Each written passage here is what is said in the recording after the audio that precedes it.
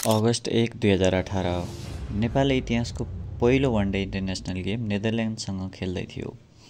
ओपनिङमा ज्ञानेन्द्र मल्लसँगै मैदानमा उत्रेका अनिल शाह 57 रनको opening stand र 1 महिना अगाडि भएको वर्ल्ड कप क्वालिफायरमा राम्रो पर्फर्मेन्सले उनलाई इम्प्याक्टफुल ओपनरको रूपमा प्रस्तुत गरेको थियो।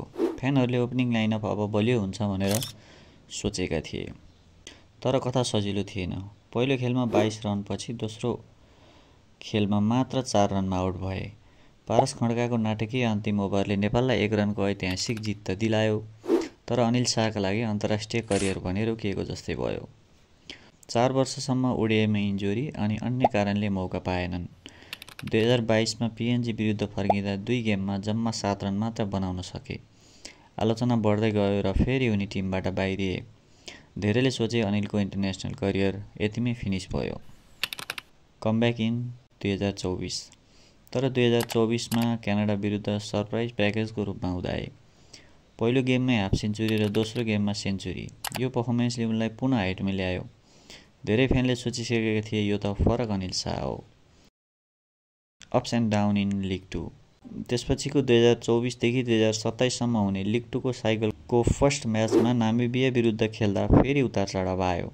पहिलो खेलमा 8 रन मात्र बनाए पनि दोस्रो गेममा भने 36 बलमा 57 रन बनाएर नेपाललाई जित दिलाए।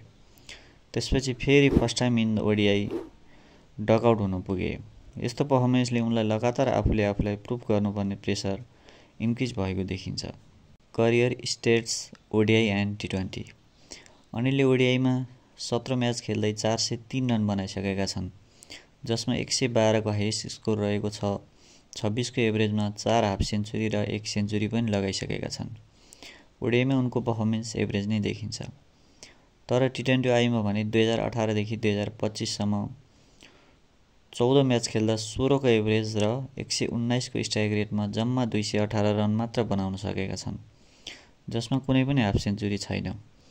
मुख्य समस्या कन्सिस्टेन्सी र ल्याक अफ पावर हिटिङ नै देखिन्छ। यही कारणले उनलाई शारजाहमा हुने वेस्ट इन्डिज टी20 आई सिरिजमा ड्रप गरिएको हुन सक्छ।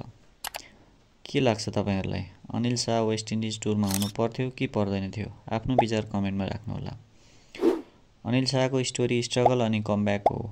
धेरै पटक पाएको अपर्च्युनिटी मिस गरे पनि आज उनी आसिफपछि ओपनिङमा नेपालको लागि ठूलो आशा गरिएका प्लेयर हुन्। अब प्रश्न यही छ, अनिल शाहले अब फेरि अपर्च्युनिटी पाउँदा कन्सिस्टेन्सी देखाउन सक्छन् त? हस् त, आजको भिडियो यति नै। भिडियो मन परेमा लाइक, शेयर र सब्स्क्राइब गरिदिनु होला। धन्यवाद।